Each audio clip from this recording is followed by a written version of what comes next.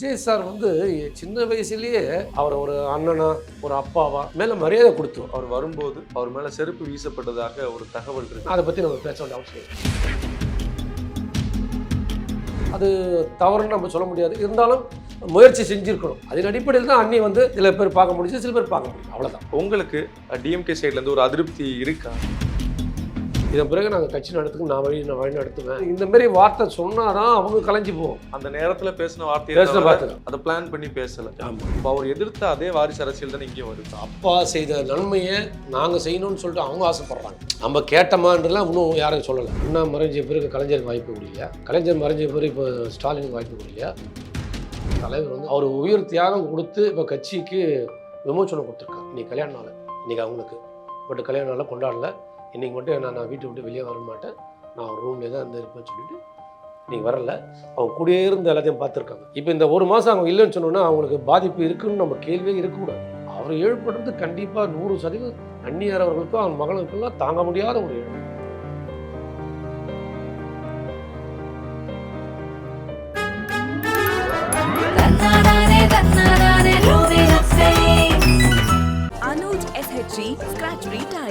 No more scratch, no more tension. Captain அவர்கள் மறைஞ்சு கிட்டத்தட்ட ஒரு மாதம் ஆயிடுச்சு. பிரேமலதா அவர்கள் கூட சொல்லியிருந்தாங்க, முதல்ல நாங்கள் வந்து ராஜாஜி ஹால் இடம் கேட்டிருந்தோம், அதுக்கப்புறம் எங்களுக்கு கொடுக்கல அப்படின்னு. அது என்ன சார் நடந்துச்சு அந்த இடத்துல? அது முதலமைச்சர் வீட்டுக்கு வரை தந்தும்போது அஞ்சலி செலுத்தும் போது அந்நியார் அவர்களும் சுதீஷ் அவர்களும் கேட்டது உண்மைதான். சரி, அது புரோட்டோகால் என்னன்னு நான் பார்த்துட்டு நான் பேசுகிறேன்னு சொன்னார் முதலமைச்சர்.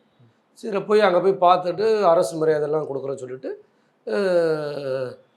ராஜாஜாலில் ஒர்க்கு நடக்குது, அங்கே வைக்கிறதுக்கு கஷ்டம், வேணும்னா உங்களுக்கு தீவிரத்து தரோம் இல்லை பச்சை பாஸ் காலை தரேன்னு சொல்லி கேட்டிருக்காங்க. அப்போது எங்கள் வீட்டில் அந்நியாரும் சுவிஸ்லாம் கேட்குறாங்க. அப்போ தீவிரத்தில் பெஸ்ட்டு தீவிரத்தில் ஓகே பண்ணி கொடுத்தாங்க. ஓகே, அது நைட்டாக வந்து அவங்களுக்கு எல்லா வேலையும் பண்ணி கொடுத்து நைட்டு 2 மணிக்கு எங்கிட்ட ஒப்படைச்சிட்டாங்க. இப்போ அந்த ப்ரெஸ் மீட்டில் அவங்க சொல்லியிருந்தாங்க இந்த மாதிரி இந்த விஷயங்கள்லாம் நடந்திருக்குன்னு. உங்களுக்கு டிஎம்கே சைட்லேருந்து ஒரு அதிருப்தி இருக்கா? இல்லை, அவங்க வந்து நடந்த சம்பவம் தான் சொன்னாங்க. இதில் வந்து அதிருப்தின்ற ஒரு கேள்விக்கே கிடையாது. என்ன நடந்தது, ஃபோன் பண்ணி எப்படி பேசணும், அவங்க ஃபோனை எடுக்காது, எல்லா விஷயத்தையும் பேசி எல்லாம் சொல்லியிருக்காங்க. தவிர இதில் வந்து அதிருப்திலாம் ஒன்றும் கிடையாது. ஆனால் அரசும் நல்ல மரியாதை கொடுத்துச்சு. இப்போ விஜயகாந்த் அவர்கள் மறைஞ்சு 2 நாளில் இப்போ பிரேமலதா அவர்கள் பேசும்போது சொன்னாங்க, நம்ம கேப்டன் அவர்கள் எதுக்காக இந்த கட்சி ஆரம்பிச்சாரோ நம்ம அந்த விஷயத்த கொண்டு போய் சேர்க்கணும் அப்படின்னு சொன்ன விஷயம் பரவலாக ஒரு கருத்து. என்னப்பா அவர் இப்போ தான் இறந்துருக்காரு, இறந்த வீட்டில் இந்த மாதிரிலாம் பேசணுமா அப்படிங்கிறத சொல்லும்போது ஒரு சிலருக்கு ஆமாம் இல்லை ஏன் அவங்க பேசுகிறாங்கன்னு தோணிருக்கும். அதுக்கு உங்களோட பதில்? இல்லை, இதுக்கு முழுக்க வந்து காவல்துறை தான் காரணம். என்னன்னாக்கா வந்து வெளியே இருக்கிற கூட்டம் வந்து அப்படியே அலையும் போது முடிஞ்சிட்ட பிறகு யாரும் போக மாட்டாங்க. ஒன்று நிறைய பேர் வந்து பேச்சாளர் பேசுகிறாங்க, மாவட்ட செயலர் பேசுகிறாங்க, அப்புறம் அது ஜனம் கலையில். காவல்துறைக்கு என்ன பயம்னா நாளைக்கு அந்த ஜனலாம் உள்ளே வந்து பூந்து இதெல்லாம் உடைச்சி எடுத்தாங்கன்னா கஷ்டம். ஸோ அது சட்டம் ஒழுங்கு பிரச்சனையும் நாளைக்கு பார்க்கணும். அதனால் சுதீஷ் சார்கிட்ட பேசி மேடத்தை வந்து ஒரு வாட்டி பார்க்க சொல்லுங்கள். ஸோ இந்தமாரி வார்த்தை சொன்னால் தான் அவங்க கலைஞ்சி போவாங்க. ஓகே, இல்லைன்னு வச்சுக்கேன் அவங்க கலைஞ்சி போக மாட்டாங்க. ஸோ இப்போ மேடம் போங்க, இதன் பிறகு நாங்கள் கட்சி நடத்துக்கு நான் வழி நடத்துவேன், அவருடைய லட்சியத்தை நிறைவேற்றலாம், அது எல்லாரும் ஒற்றுமையாக சேர்ந்து பாடுபடணும். அது வந்து ஒரு இயல்பான வார்த்தை தான் தவிர தப்பான வார்த்தை கிடையாது. அந்த நேரத்தில் பேசின வார்த்தை தான் அதை பிளான் பண்ணி பேசலை. ஆமாம். சரி, இப்போ அது தொடர்ந்து இப்போ அவங்க வச்ச ப்ரெஸ் மீட்டில் கூட பல விஷயங்கள் பேசியிருந்தாங்க. இப்போது ஒரு விஷயம் ரொம்ப வருத்தமாக இருந்தது அப்படின்னு பார்த்தீங்கன்னா, அந்த மேலே கொடி ஏற்றும் போது அது கீழே விழுந்தது. இப்போ நிறைய பேருக்கு என்ன அப்படின்னா, அப்போது கேப்டன் அவர்களுடைய ஆசி கட்சிக்கு இல்லாமல் போயிடுச்சோ, இப்போ கொடி ஏற்றும் போது கீழே விழுந்துருச்சு அப்படிங்கிற மாதிரி பேசுகிறாங்களே, என்ன சார் நடந்துச்சு? ஏன் அதே ஒரு விழுந்தது ஒரு கேப்டனோட ஆசையோட நினச்சிக்கலாம்ல. ஒரு மலர் வந்து கீழே வந்து ஆசை வகிக்குதுன்னு. ஏன்னா இவ்வளோ நாளாக சம்பவம் நடக்கலை, இதுதான் ஃபஸ்ட்டு நடக்குது. பட் இருந்தாலும் அது வந்து கொடிக்கம்பு வந்து பெரிய கொடிக்கம்பு, நீங்கள் வேறு எங்கேயும் பார்க்க முடியாது. ஸோ நான் அந்த கம்பி வந்து திடீர்னு சின்ன ப்ராப்ளம் ஆகி தான் வந்துச்சு. அதுக்கப்புறம் திருப்பி ஒரு 5 நிமிஷத்தில் மாட்டி ஏற்றிட்டோம். இப்போ பட்டொலியோ வீசியிருந்தாது. அதெல்லாம் வந்து ஒரு தடங்கள் இதெல்லாம் சார் அரசியலாக பேசினா எதை வேணால் குத்தம் சொல்லலாம், உட்காந்தா குத்தம் நின்னா குத்தம்ன்ற மாதிரி சொல்லலாம். அதெல்லாம் எங்களுக்கு எங்களுடைய தலைவர் ஆசி பண்ண மாதிரி இருக்குது. சினிமாவில் விஜயகாந்த் அவர்கள் கேப்டன் அவர்கள் வந்து என்ன விஷயங்களோ பண்ணியிருக்காரு. நடிகர் சங்க தலைவராக பல நல்ல விஷயங்களை மேற்கொண்டிருக்காரு. ஆனால் ஒரு பொதுமக்களாக பார்க்கும்போது சினிமாக்காரங்களாக இருக்கட்டும் இல்லை சினிமாவை சார்ந்தவங்க கேப்டனுக்கு உரிய மரியாதையை கொடுக்கல அப்படிங்கிற ஒரு பெரிய ஆதங்கம் மக்கள் மத்தியில் இருக்குது. நீங்கள் அதை எப்படி சார் பார்க்குறீங்க? இல்லை, அவர் மறைஞ்சிட்ட பிறகு இப்போ தொடர்ந்து 35 நாள் என்னையோட ஆகுது. அங்கே டெய்லி வந்து பார்ப்போம். அப்போ வந்து பெண்கள் வந்து அழுவதை பார்த்தவொன்னே எங்களுக்கே மனசு கஷ்டம் வரும். ஒரு பொம்பளை ஐயோ இவர் நல்ல மனுஷன், இவருக்கு நம்ம ஒரு வாய்ப்பு கொடுக்காம விட்டுட்டுமே, வாய்ப்பு கொடுக்காம விட்டோமே. எத்தனையோ பெண்கள் வந்து புலம்புறாரு. ஒரு பொம்பளை ஐயோ இவர் கண்டிப்பாக ஆட்சியில் உட்காந்துருந்தா நம்ம மக்கள், ஏழை மக்கள் நமக்கெல்லாம் நல்லது செஞ்சுருப்பாருன்னு சொல்கிற அழுகுரல் வந்து எங்களுக்கு தினந்தோறும் கேட்குறதாகுது. அவர் மறைஞ்ச பிறகு தான் அவருடைய அருமையை எல்லா மக்களும் தெரிஞ்சிருக்கு. அவர் சினிமாவை நம்ம பார்க்குறோம், இல்லை சினிமாவை சார்ந்த நடிகர் நடிகைகள் அவருக்கு வந்து கொடுக்க வேண்டிய மரியாதையை கொடுக்காம போயிட்டாங்க அப்படிங்கிற மாதிரியான ஒரு பேச்சுகள் இருக்குல்ல சார், அது உண்மையா? சார் அது பேச்சுன்னு சொல்லும்போது சொல்ல முடியாது சார். அவங்க வந்து நியூ இயர் செலிப்ரேஷனுக்கு அவங்க வெளிநாடு போயிட்டாங்க. இது திடீர்னு ஏற்பட்ட விபத்து தான். விபத்துனா சாரி ஒரு இது தான். அந்த நேரத்தில் எல்லாருமே தொடர்பு கொண்டது அண்ணிகிட்டையோ சுயசாட்டோ பேசிட்டாங்க. யாரும் பேசாமல் கிடையாது. சில பேர் அறிக்கை மூலிமா அறிக்கை கொடுத்தாங்க. அது தவறுன்னு நம்ம சொல்ல முடியாது. இருந்தாலும் முயற்சி செஞ்சுருக்கணும் வர்றதுக்கு. ஏன்னா ஒரு நடிகர் சங்க தலைவராக இருந்தவர், எல்லா டெக்னீஷியனும் சரி, இயக்குநரும் சரி, நடன கலைஞர்களும் சரி, இயக்குநர்களும் சரி, எல்லாருமே அவர் மதிக்கக்கூடியவர். எல்லாரையும் எவ்வளவோ பேர் முன்னேறதுக்கு பாடுபட்டவர். ஸோ அப்படிப்பட்ட ஒரு தலைவருக்கு கண்டிப்பாக வந்து எல்லாரும் வரணுன்ற ஒரு எண்ணம் இருந்து வந்திருக்கணுன்ற எங்களுக்கு ஒரு எண்ணம். கண்டிப்பாக நீங்கள் முன்னேற்றத்துக்கு பாடுபட்டதை நீங்கள் சொன்னீங்க.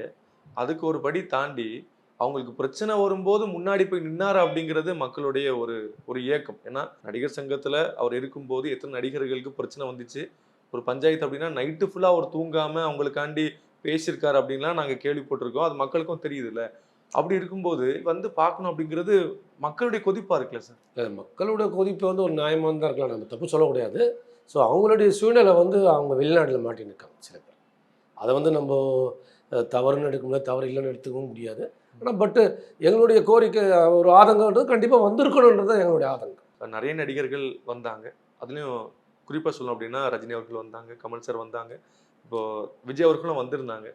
அவர் வரும்போது பார்த்தீங்க அப்படின்னா அவரை பார்த்து தன்னுடைய மரியாதையை செலுத்திட்டு ஒரு நிமிஷம் அப்படியே திரும்பி மறுபடியும் பார்த்துட்டு போகும்போது அவர் கேப்டன் மேலே எவ்வளோ பெரிய மரியாதை வச்சிருக்காரு நம்மளால புரிஞ்சிக்க முடியுது. அவர் வர்றதை பற்றி ஆல்ரெடி இன்ஃபார்ம் பண்ணியிருந்தாங்களா? அது எப்படி சார் நீங்கள் அந்த பாதுகாப்பெல்லாம் கரெக்டாக இருந்துச்சு? விஜய் சார் வந்து அவர் எப்படின்னா சின்ன வயசுலேயே கேப்டனோட கேரக்டர் சின்ன வயசில் நடித்தவர். எல்லா படத்துலையும் பார்த்தீங்கன்னா அவங்க அப்பா படத்தில் வந்து கேப்டன் சின்ன வயசு கேப்டன்னா அது விஜய் தான் காட்டுவாங்க. ஸோ அவர் ஒரு அண்ணனா ஒரு அப்பாவா மேலே மரியாதை கொடுத்தவர். அதனால தான் அவர் வருகிறது பார்த்து அவர் மரியாதை செலுத்தினார். கண்டிப்பாக. இப்போ அவர் வரும்போது அவர் மேலே செருப்பு வீசப்பட்டதாக ஒரு தகவல் இருக்குது. இப்போ அவர் வந்து மிகப்பெரிய அளவில் அவர் ரெஸ்பெக்ட் பண்ணும்போது இப்போ அந்த நடந்ததுக்கான காரணம் என்ன சொல்கிறாங்க அப்படின்னா, இப்போ அவர் உயிரோடு இருக்கும்போது அவர் வந்து பார்க்கவே வரலையே அப்படிங்கிறது ஒரு சின்ன வருத்தமாக நிறைய பேருக்கு இருக்குல்ல. இப்போ அவர் சைட்லேருந்து அவர் அதுக்கான சில விஷயங்கள் முன்னெடுத்தார், பார்க்கணும்னு நினச்சாருலாம் சொல்கிறாங்க. அது உண்மையா சார்? இல்லை சார், அது வந்து சினிமா பொறுத்தவரை நான் எப்பயுமே சொல்கிறது வந்து வீடு தான் தனியாக பேசிக்குவாங்க. எங்ககிட்ட தொடர்பு வராது. ஓகே, ஏதோ 1-2 வரும், வராது. மற்றதெல்லாம் வந்து அந்த பிஆர்ஓ மூலியமாக தான் எந்த ஒரு விஷயத்தையும் நடிகர்கள் செய்வாங்க. கேப்டனாக இருந்தாலும் சரி, அது ரஜினி, கமல், விஜய், அஜித் யாராக இருந்தாலும் வந்து பிஆர்ஓ வச்சு தான் எதுவுமே பண்ணுவாங்க. எந்த தொடர்பும் அவங்கள்ட்ட தான் வச்சுக்குவாங்க. ஸோ அவங்க டைரெக்டாக வீட்டில் எதை வேணால் பேசியிருக்கலாம், கொள்ளிருக்கலாம். ஸோ நாங்கள் எங்ககிட்ட வந்து இப்போ எல்லாருமே தான் கேட்டாங்க. S A Chandrasekhar, Radha Ravi, Napoleon, Vaagai Chandrasekhar, தியாகில் சில பேர் பார்க்க முடிஞ்சது, பார்க்க முடியல. அதுக்கு காரணம் என்னன்னாக்கா வந்து மருத்துவர்கள் வந்து எல்லாரையும் பார்க்க வச்சுட்டு அவர் இன்ஸ்பெக்ஷன் ஆகக்கூடாதுன்னு சொல்லி மருத்துவர் ஆலோசனை சொல்லியிருக்காங்க. அதன் அடிப்படையில் தான் அண்ணி வந்து சில பேர் பார்க்க முடிஞ்சது, சில பேர் பார்க்க முடியல, அவ்வளோதான். மற்றபடி அவங்க மேலே கோவத்தினால் இல்லைலாம் வேண்டாம் அப்படிங்கிற மாதிரிலாம் இது அந்த மாதிரி எண்ணமே வந்து எங்களுக்கும் இல்லை, அவங்களுக்கும் கிடையாது. அந்த மாதிரி அதெல்லாம் வந்து ஒரு குடும்ப தலைவரை பொறுத்தவரையில் சினிமா துறையில் எல்லாருமே வந்து ஒரு பாசமாக ஒரு குடும்ப தலைவராக எல்லாருமே நேசிப்பாங்க. ஸோ அவர் மேலே ஒரு துளி கூட ஒரு வருத்தன்றதெல்லாம் எந்த விஷயத்துலையும் இருக்காது. ஓகே சார், இந்த இடத்துல நம்ம கேப்டனுடைய 2 மகன்களை பற்றி கண்டிப்பாக பேசணும். இப்போ பிரபாகரன் அவர்கள் அடுத்த கட்சிக்குள்ளே வரப்போகிறாரு அப்படின்னு பேசப்படுது.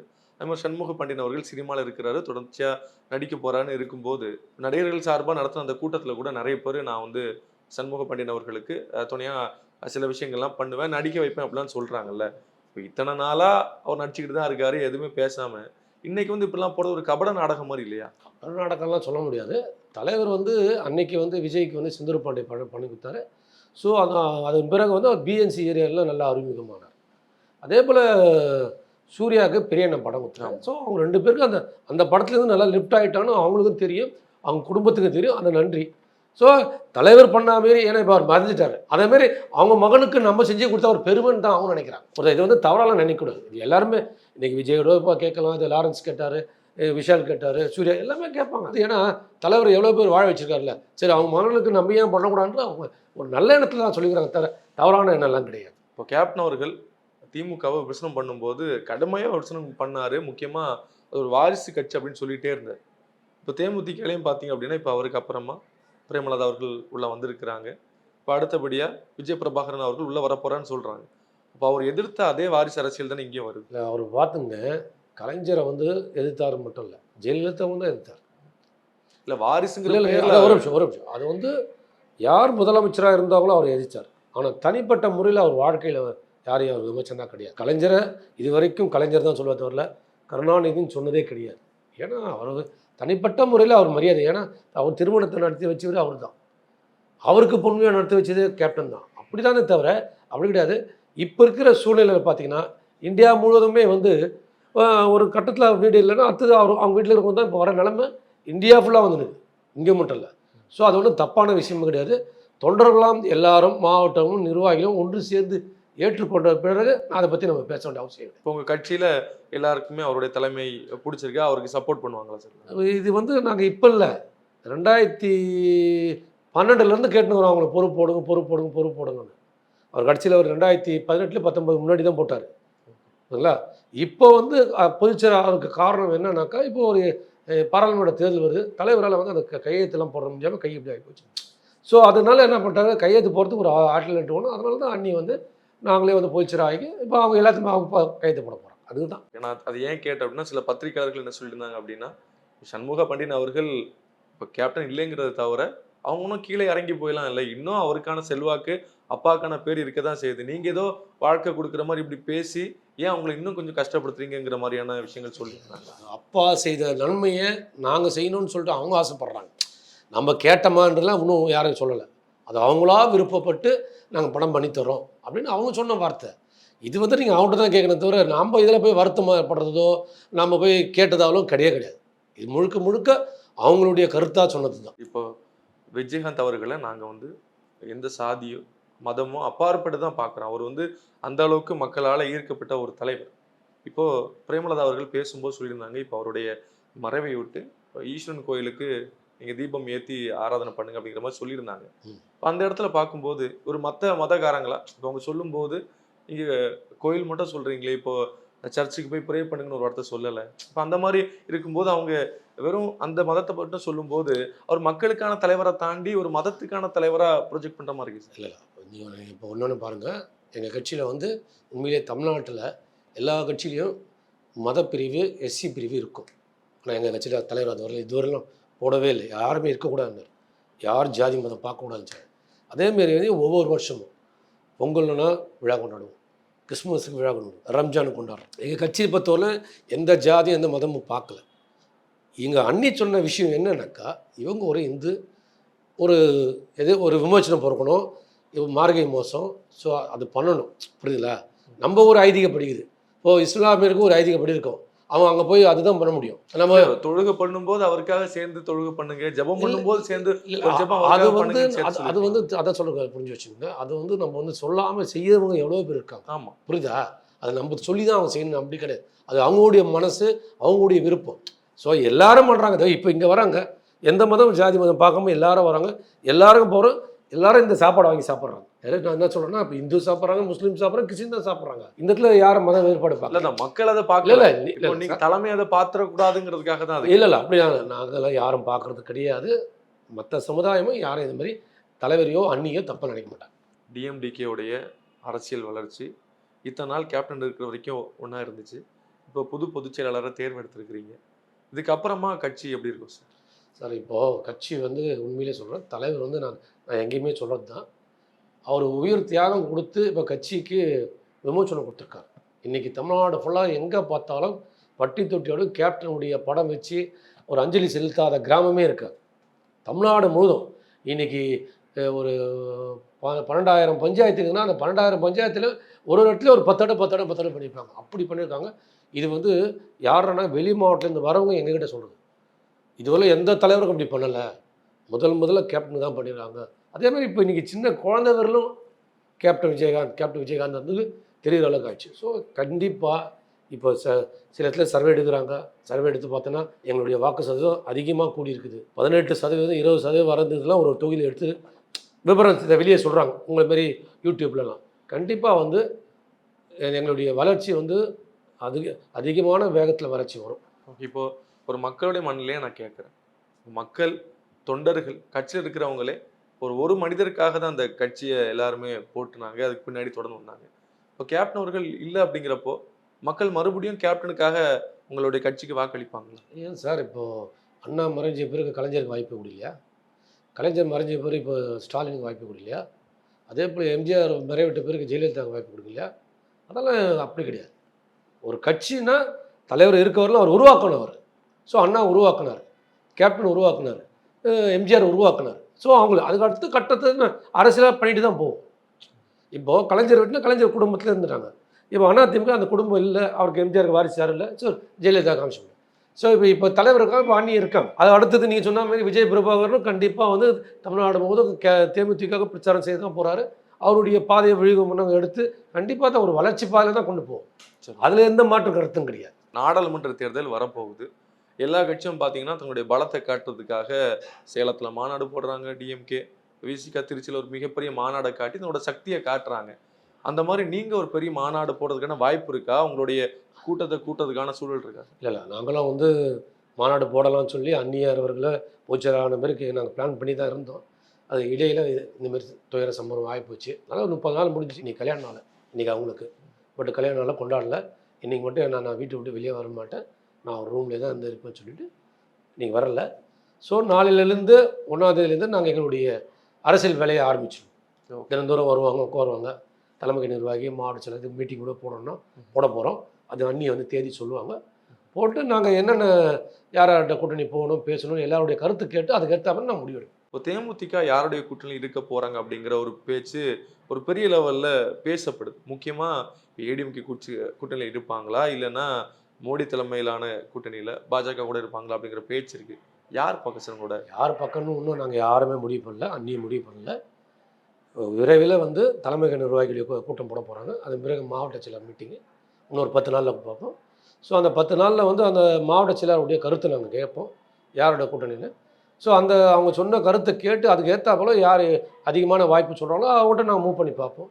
அது இல்லைன்னா அடுத்த கட்டம் யாரும் அடுத்த கட்டம் பார்ப்போம். போன வாட்டி பார்த்தீங்கன்னா 2019 நீங்கள் கூட்டணியில் இருக்கும்போது 4 சீட் உங்களுக்கு கொடுத்தாங்க.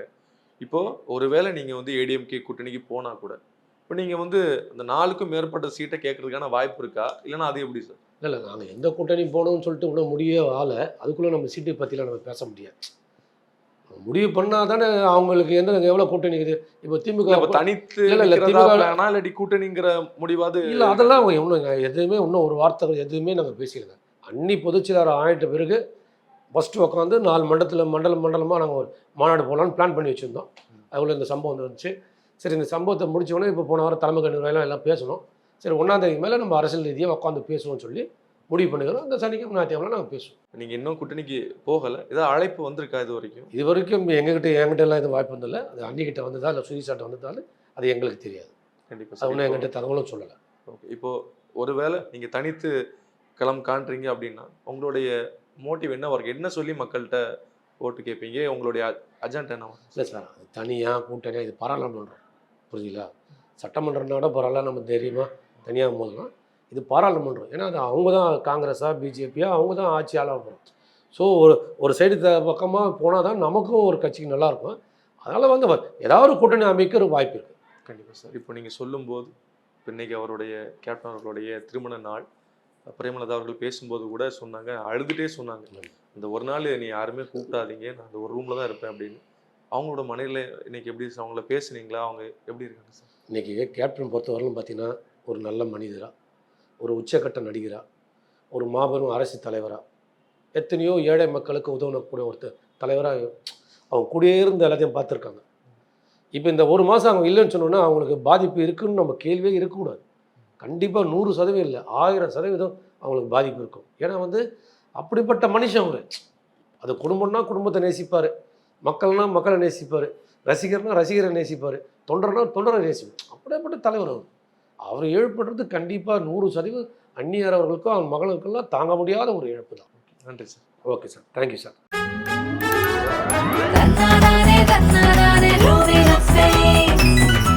Anuj SHG Scratch Retiles.